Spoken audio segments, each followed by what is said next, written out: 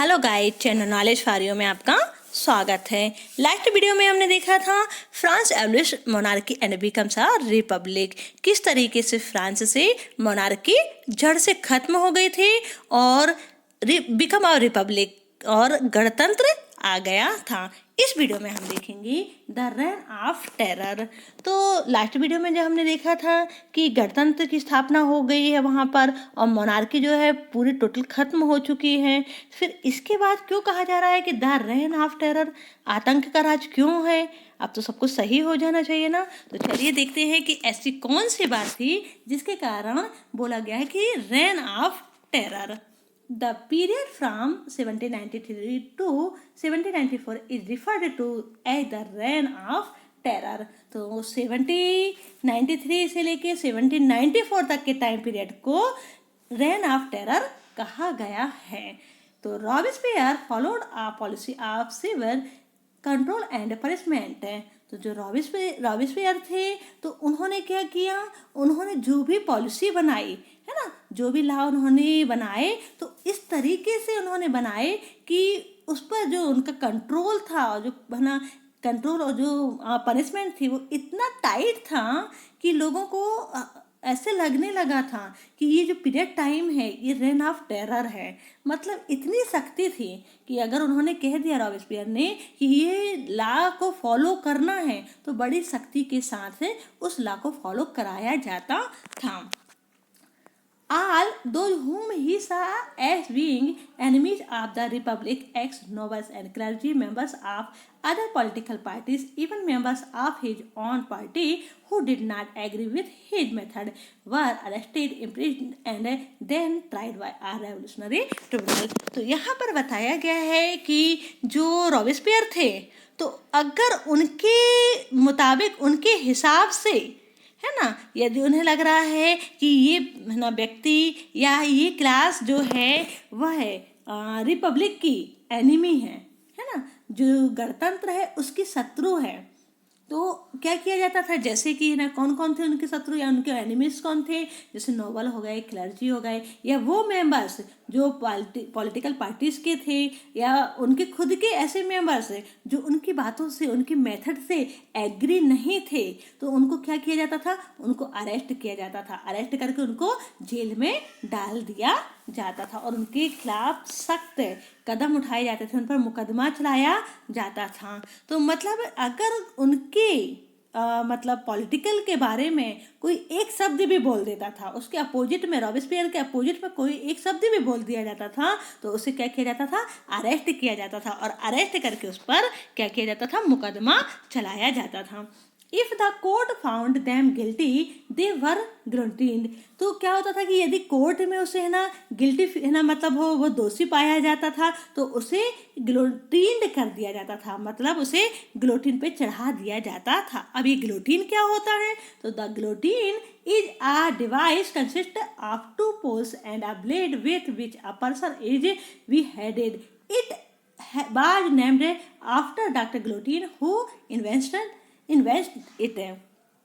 तो जो गिलोटिन था वो क्या था, वह है दो खंभों के बीच में, दो पोल के बीच में लटकता हुआ एक ब्लेड था, है ना, और उसमें क्या होता था, जो है ना पर्सन हुआ करता था, जो दोषी हुआ करता था, तो उसको उसकी जो गर्दन हुआ करती थी, उसका जो सिर हुआ करता था उस गिलोटिन पर रख दिया जाता था और उस आरे से, उस ब्लेड को जब डाउन किया जाता था, नीचे किया जाता था, उससे उसका जो हेड था वो क्या होता था, धड़ से अलग हो जाता था। और इस मशीन का नाम जो था डॉक्टर गिलोटिन के नाम पर रखा गया था, जिन्होंने इनकी खोज भी की थी। इसके जो आविष्कारक थे है ना, तो डॉक्टर गिलोटिन थे, तो उनके नाम पर ये मशीन का नाम रखा गया। इसे देख लीजिए कि किस तरीके की मशीन थी। ये है गिलोटिन, है ना, ये ब्लेड लगा हुआ है दो पोलों के बीच में, ठीक है। यहाँ पर जो पर्सन हुआ करता था उसका हेड रखा और इसको जब डाउन करते थे तो डाउन करने पर ये ब्लेड उसके शरीर को क्या करती थी, धड़ से अलग कर देती थी, उसकी बॉडी से हेड को अलग कर दिया करती थी। रॉबिस्पियर से government issued laws placing a maximum ceiling on wages and prices. तो जो रॉबिस्पियर सरकार थी तो उसने क्या बना दिया, उसने ला बना दिया। कैसा ला बनाया, तो उसने जो क्या कहते हैं ऐसा ला बनाया कि जो वेजेस हैं, है ना, और तो एंड जो प्राइजेज हैं तो वो मैक्सिमम रख दी उनको, मतलब उसने तय कर दिया कि इतनी क्या होंगी, इतनी मजदूरी लोगों को मिलेगी, इतनी वेजेस लोगों को मिलेगी, और कोई भी प्राइज होगी तो उसकी प्राइज भी उसने क्या कर दी, उसने उसकी सीमा, उसकी लिमिट तय कर दी, है ना। Meat and bread were ration, तो जो मीट और जो ब्रेड था उसको राशनिंग कर दिया उसने, राशन में मिलने लगा था अब, है ना। Peasant were forced to transport their and to the cities and sell it at prices fixed by the government।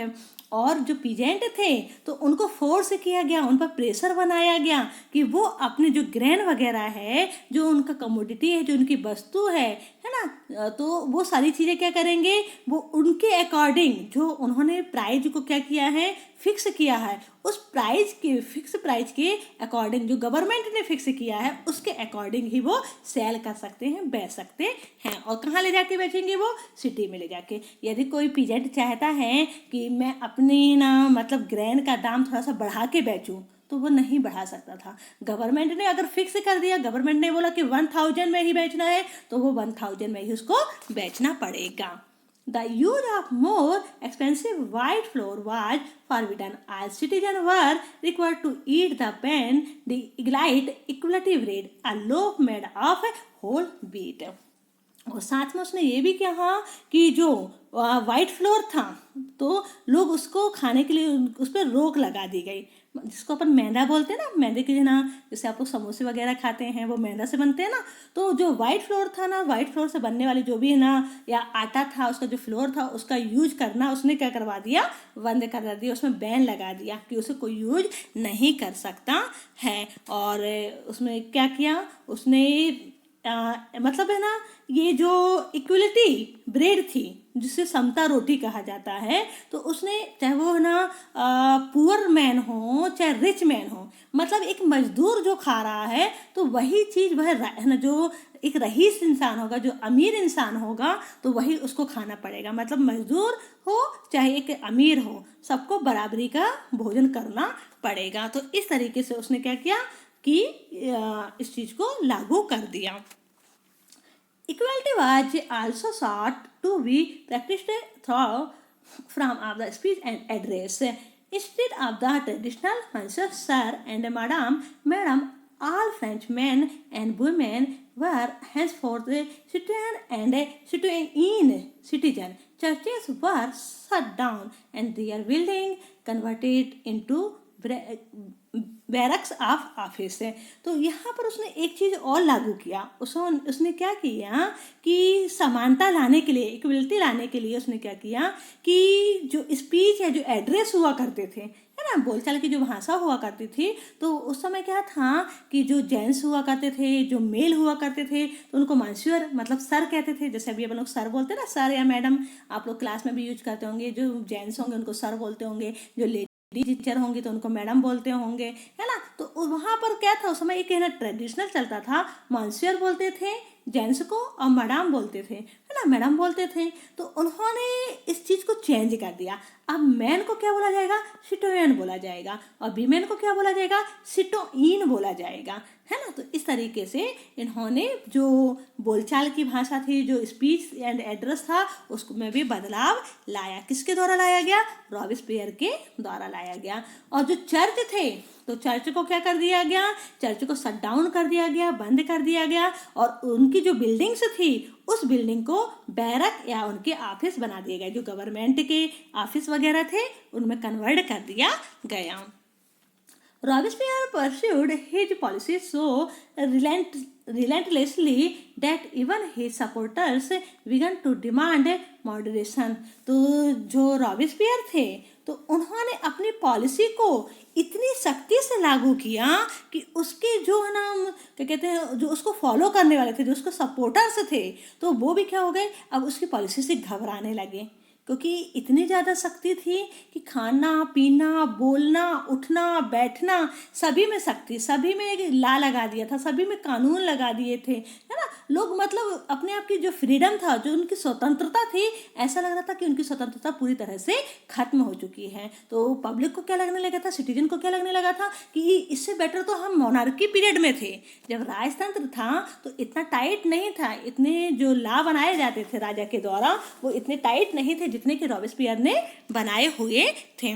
तो finally he was convicted by a court in July 1794, arrested and on the next day sent to the guillotine। और अंततः क्या किया गया, लोगों ने उससे हक हार के, है ना, जो जुलाई आपकी 1794 में कोर्ट के द्वारा उसे क्या क्या कहा गया कि वह दोषी है ना, और उसे अरेस्ट करके नेक्स्ट डे उसे गिलोटिन पर चढ़ा दिया गया। जिस गिलोटिन में उसने बहुत सारे लोगों को चढ़ाया था, उसी गिलोटिन में रॉबेस्पियर को भी चढ़ा दिया गया, मतलब उसका क्या कर दिया गया, उसे सजा दे दी गई। तो इस तरीके से रॉबेस्पियर का जो काल था वो समाप्त हो गया। अब रॉबेस्पियर का काल समाप्त हो गया, रॉबेस्पियर यहाँ से समाप्त हो गए, तो जो पावर है, जो सत्ता है, तो अब वो कौन संभालेगा, क्योंकि जगह तो खाली हो गई ना। तो अब क्या किया गया, the fall of the Jacobin government's allowed the wealthier middle classes to seize power. तो अब यहाँ से डायरेक्टरी शासित आपका फ्रांस से शुरू हो जाएगा, जहाँ पर आप देखेंगे कि जो जैकोबिन की गवर्नमेंट है, तो जैकोबिन की गवर्नमेंट क्या हो गई, फाल हो गई, है ना, और उसके फाल होने के बाद मिडिल क्लास के हाथों में क्या हो गई, पावर आ गई। मिडिल क्लास जो थे, मिडिल क्लास में कौन से लोग थे, जो संपन्न लोग थे, है ना, जो क्या कहते हैं, जिनके रईस लोग थे, जो अमीर लोग थे, उनके पास पावर आ गई। ये A new constitution was introduced which denied the vote to non-propertied section of society। और क्या किया गया, अब एक नया संविधान बनाया गया, ठीक, नए लोग आए, नई गवर्नमेंट बनेगी। अब तो नई गवर्नमेंट ने क्या किया, एक नया कॉन्स्टिट्यूशन तैयार किया, नया संविधान तैयार किया। उस संविधान में उन्होंने क्या किया, उसमें डिनाइड कर दिया वोट डालने के लिए। किसे डिनाइड कर दिया, उन लोगों को जिनके पास प्रॉपर्टी नहीं थी, नॉन प्रॉपर्टी लोगों को क्या कर दिया, वोट डालने के लिए मना कर दिया। आपको याद होगा कि जब मोनार्की थी, जब राजा था, तो राजा के समय भी क्या था, जो मतलब है ना वेल्थियर नहीं थे, जिनके पास ना धन संपत्ति नहीं थी, वो वोट नहीं डाल सकते थे, ठीक। लेकिन रॉबेस्पियर ने क्या किया था, 21 से एबव जो भी थे, चाहे उनके पास वेल्थ हो या ना हो, वो वोट डाल सकते थे, ठीक। तो ये चेंजिंग आई थी, लेकिन अब फिर से वही परंपरा शुरू हो गई जो मोनार्की के समय में थी, मतलब जो नॉन प्रॉपर्टी वाले होंगे वो वोटिंग नहीं कर सकते हैं। It provided for 2 elected legislative council. तो यहाँ पर क्या था कि 2 प्रकार की लेजिस्लेटिव थी, है ना, और जो फर्स्ट लेजिस्लेटिव थी आप की, तो उसमें क्या था, these then appointed a directory and executive made up of 5 members है। तो इसके पहले जो था आपकी एग्जीक्यूटिव, तो उसमें 1 पर्सन ही हुआ करता था, उसके पास पूरी पावर थी। आपने देखा था ना, रॉबेस्पियर के पास पूरी पावर थी। लेकिन अब है ना, इन लोग ने सोचा, मिडिल क्लास के वर्ग जिनके हाथों में यह सत्ता आई, तो इन्होंने सोचा कि जब 1 मैन के हाथ में पावर होती है तो वो कैसा हो जाता है, वो तानाशाही हो जाता है ना, वो सिर्फ अपनी अपनी चलाता है। तो उन्होंने कहा कि नहीं, इस बार जो कॉन्स्टिट्यूशन में जो डायरेक्टरी बनाई जाएगी, तो उसमें कितने मेंबर्स होंगे, 5 मेंबर्स होंगे। 5 मेंबर्स रहेंगे तो कम से कम ऐसा तो नहीं होगा कि लोग सिर्फ अपना चलाएं, वो 5 मेंबर्स मिल करके क्या करेंगे, जो कॉन्स्टिट्यूशन है उसको चलाएंगे। This was meant as a safeguard against the concentration of power in a one-man executive as under the Jacobins। तो जैकोबिन्स जब गवर्नमेंट थी तो उसमें क्या था, 1 मैन के हैंड में ही पूरी पावर थी, है ना। तो इसको ध्यान में रखते हुए अब क्या बनाई गई, जो डायरेक्टरी बनाई गई वो 5 मेंबर्स की बनाई गई। However, the directors often clashed with the legislative council। तो जो लेजिस्लेटिव काउंसिल थी तो उसके बीच में और जो डायरेक्टरी बनाई गई थी उनके बीच में क्या होता रहता था, क्लैश होता रहता था, झगड़ा होता रहता था। तो who then sought to dismiss them। तो इससे क्या होता था, जो काउंसिल थी उसको क्या कर दिया जाता था, जो डायरेक्टरी थी उसको क्या कर दिया जाता था, डिसमिस कर दिया जाता था, बर्खास्त कर दिया जाता था। फिर दूसरी डायरेक्टरी आती थी, फिर तीसरी डायरेक्टरी आती थी। तो इस तरीके से क्या होता था, तो पॉलिटिकल इनस्टेबिलिटी थी, पॉलिटिकल अस्थिरता थी। तो the political instability of the directory paved the way for the rise of a military dictator Napoleon Bonaparte. तो इस तरीके की बार बार की जो पॉलिटिकल इनस्टेबिलिटी थी उसके कारण क्या हुआ, उसके कारण जो मिलिट्री के डिक्टेटर थे नेपोलियन बोनापार्ट, अब वो क्या करेंगे, उनका उदय होगा और उदय होने के बाद वो राइज होंगे, मतलब उदय होगा, वो सामने आएंगे और सामने आकर वो क्या करेंगे, हाँ सामने आके कुछ तो करेंगे ना। तो वो क्या करेंगे, वो पावर को, जो सत्ता की पावर है वो अपने हैंड ओवर कर लेंगे, अपने हैंड ओवर कर लेंगे। ठीक, through all these changes in the form of government, the ideals of freedom, of equality before the law, and of fraternity remains inspiring ideals that motivated political movements in France and the rest of Europe during the following century। ठीक, अब हमने यहाँ क्या देखा, अब कौन आने वाला है, नेपोलियन बोनापार्ट आएंगे। ठीक, अब इस तरीके की जो सरकार के जो स्वरूप बना था कहाँ पर, फ्रांस में, किस तरीके का था वहाँ पर, वहाँ क्या हो गया था, फ्रीडम, इक्वलिटी, है ना, लॉ एंड फ्रेटर्निटी, ये सारी चीज़ें तो ये इंस्पायर कर रही थी। किसे इंस्पायर कर रही थी, किसे मोटिवेट कर रही थी, जो पॉलिटिकल मूवमेंट्स हो रहे थे फ्रांस में। तो ये पॉलिटिकल मूवमेंट्स है सिर्फ फ्रांस बस को नहीं, है ना, फ्रांस के अलावा पूरे यूरोप को भी ये क्या कर रहे थे, पूरे यूरोप को ये इंस्पायर कर रहे थे, उनको प्रेरणा दे रहे थे, प्रेरित कर रहे थे। तो इस तरीके से हमने देखा कि किस तरीके से कि आपका जो द रेन ऑफ टेरर आया, उसके बाद डायरेक्टरी रूल्स फ्रांस में आई। नेक्स्ट वीडियो में हम देखेंगे डिड वुमेन